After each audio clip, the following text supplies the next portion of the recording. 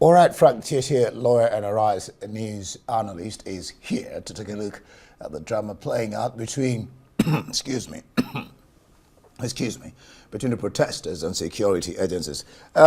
Frank, glad to have you join me on Newsnight. Let's start with Sowore'S saying that the protest must, those were his words, must go on.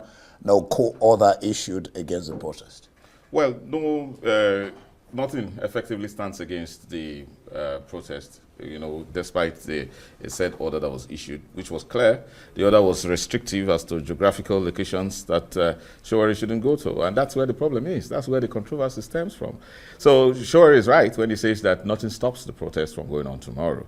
However, the government and its agents, out of a certain trepidation and on fear of the unknown, have approached the court, which is valid and legal, to say it will be tantamount to breaching national security if they approach certain areas, which includes the presidential villa and particularly the National Assembly and the Shehu Shagari Way. And that's a big problem. Eagle Square, too. Eagle Square, that's a big problem because sometimes, if you say presidential villa, it's understandable because we know what possibly can happen, especially given this time where we're talking about news of coups and counter coups. You don't really think it's appropriate for people power to be taken straight to confront the presidential villa and to make certain demands. But the two things here, the validity of the demand and a certain order that places restriction. But because I'm a lawyer, yep, the tradition is that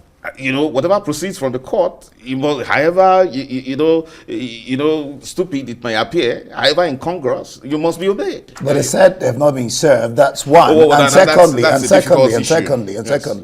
he also says, claims that the order lapsed.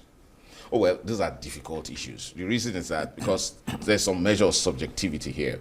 If you say you're not served, service is a very important process in law. However, there are what we refer to as constructive service. And so, again, it's expected. And it's also very important when the court emphasizes personal service. If not, there are other modes of service. You could publish it in a newspaper, and then it will be deemed as constructive and proper service. We don't know whether that has been done. However, the highly respected Sowore'S Sowore'S, who I think is about the only last man standing when it comes to integrity in pursuing a cause for behalf of the people, is that he kind of feigned ignorance that this is what the order says. But again, and that's why I consider that what he said is right, that nothing stops from the protest. However, what happens? There's a problem. When you say, they were stopped short of mentioning the Unity Fountain because it's on the Eagle Square, right beside the prestigious Transcorp Hilton.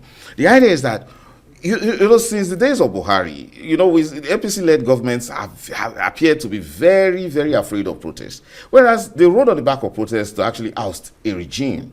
However, to think that you fence off completely the traditional central point for protest, for demonstrations in Nigeria, because protest, as a matter of fact, is fundamental, is a right under Section 39, and then also Section 40.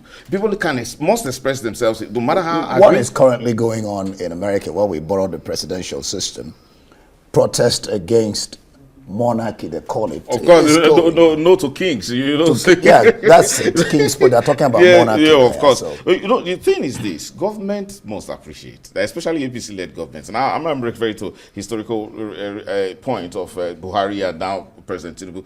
You must allow the people to vent their disagreements against you at every level and at every point and any way they want to. The reason is that it's an opportunity to disabuse, to disabuse and take away the wind from the sail of violence. Now, the question that people will always ask, why are they afraid of protests? Because we know that, for one, Tinubu was a master at organizing protests as the president. But Sowore'S says that the detention of Kanu is illegal and unlawful. He says the Court of Appeal discharged and acquitted him.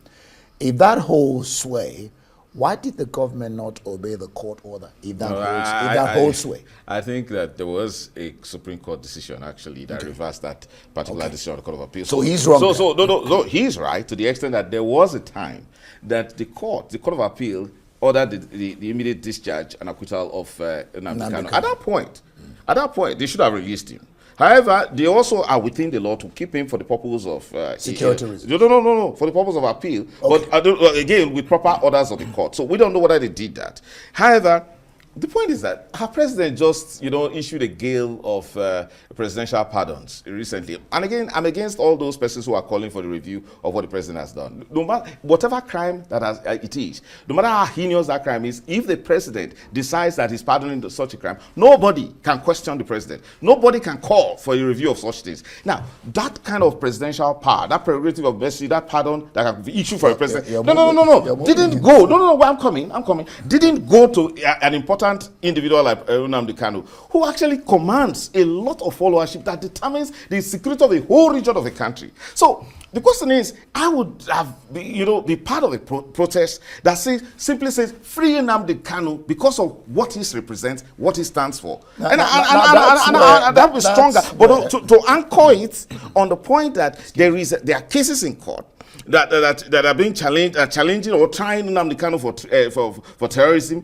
and Nnamdi Kanu's lawyers are actually following the order. They have challenged the propriety of the charges, especially by raising preliminary objection, challenging the jurisdiction of the court. So there's a proper order going on.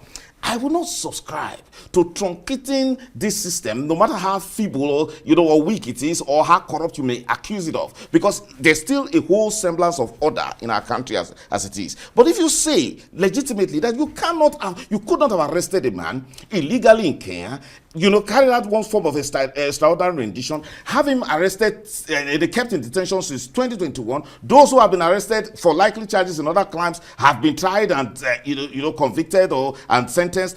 You cannot keep him for 5 years going and nothing happens, and then security of a particular region is being I just came back from the southeast where I went to bury my father-in-law. I know how palpable the insecurity situation is. The Monday shutdown is still there. So if you are saying that this man demands justice, have him released, and you are addressing the president on that ground, right, I believe that's a very fair demonstration. There's also the case for, I don't know whether you remember him, the bearded pastor, King. Yes, people also brought up that issue.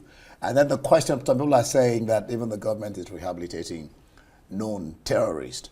On this issue, I'm discussing it with Dr. Amadi when he comes on the question of prerogative of mercy of the president and the clamor, and then the Minister of Justice has said, talked about review.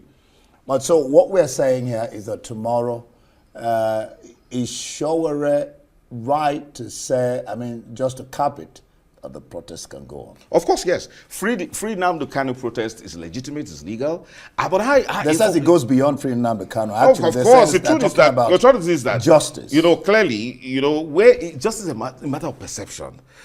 So in the perception of Sowore and those who support this particular protest, they believe that Nnamdi Kanu is being oppressed, and the state, even though President Tinubu didn't really order the arrest of Nnamdi Kanu, but he had the opportunity to order his Attorney General to simply withdraw those charges. Because what are we talking about? If people like Omoyele Sowore, men of integrity, now take it up, because the man, call it whatever name you want to call it, that he's baiting the authorities to do whatever he wants to do. The man has laid down his life, and that's why people like us respect him, immeasurably. He has laid down his life for the liberation of this country. And when he says he's taking interest in a particular matter at that point, I believe that a responsible government should, consider negotiating. Because a man works in the interest of the country. But do not think that Sowore is not that kind of person that you will use force to browbeat and intimidate. In fact, he welcomes it. If you like, kill him, because he believes in the struggle. Unfortunately, he is one of those, unfortunately for them, he's one of those who still have that puritanical mentality about, unionism, not this, this who have been corrupted. He believes strongly that the cause is for them. And when you threaten him with violence, he's happy. So we do it. And again, because you play into his hands. The yes, but again, there was a little argument we were holding just a while ago. The court says you can go to the presidential villa, you can go to Eagle Square, but then you can't go to the NAS. But the argument is that NAS is supposed to be a parliament of the people. Should the court even say don't go to the parliament? The point is that nothing should stop a Nigerian from protesting anywhere. It's not because of the palpable insecurity situation.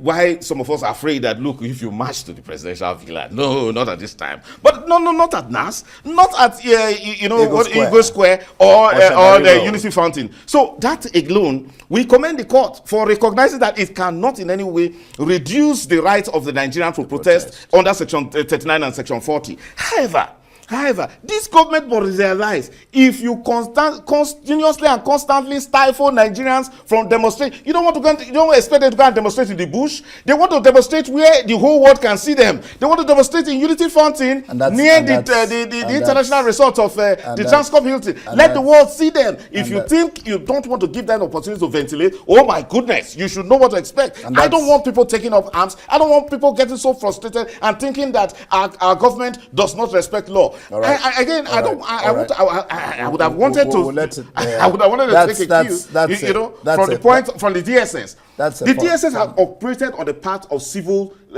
responsibility in recent times. They didn't arrest those group of persons who declared a shadow government, wanted a parallel cabinet to President Tinubu's cabinet. They went to court. And that's a good point. See, engaged Omoyele Sowore is such a cerebral and highly intellectual person. He can engage because, and again, more importantly, is the purity of his engagement. Right. He's not bedeviled with all sort of political connotations to his struggles. And I think if we do that, we can have a way out in there. Nnamdi Kanu is such an important person at this time, so that we can have some peace in the Southeast. Here, vibrating lawyer and Arise analyst. Thank you for your vibrations. Interesting vibrations. Thank you.